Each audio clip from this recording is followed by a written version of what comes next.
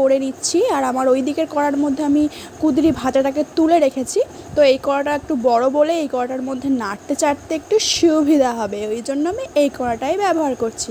তো তারপরে আমি এখানে দিয়ে দিলাম পেঁয়াজ, কাঁচা লঙ্কা, আর দিয়ে দিলাম এখানে বাঁধাকপি, মানে বাড়িতে যেটা ছিল আর কি, এছাড়া আর ঘরে কিছু ছিল না, গরিব মানুষ তো ওই জন্য।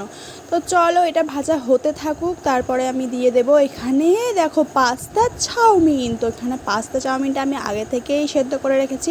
তো দেখো দুটোকে মিক্স করতে না অনেকটাই হয়েছে, কেন ওয়েস্টেজ করবো বলো, কবে আবার সেই চাউমিন পাস্তা নিয়ে আসবে তারপরে। তো তাই জন্য ভাবলাম যে চলো এটা দিয়েই করে নেওয়া যাক। তো এটা দিয়ে করে নিচ্ছি। তো ভালো করে একদম ছাড়িয়ে ছাড়িয়ে দিচ্ছি, একটু জমাট জমাট বেঁধে গেছে। তো ওটা তো একদম পেথের মধ্যে ঢালা ছিল ওই জন্য। তো এখানে ঢেলে দিলাম সবটা, একদম ঝেড়ে ঝেড়ে ঝেড়ে ঝেড়ে ঢালছি, কারণ একটুখানিও নষ্ট করা যাবে না। তো তারপরে এটাকে আমি একটু ভালো করে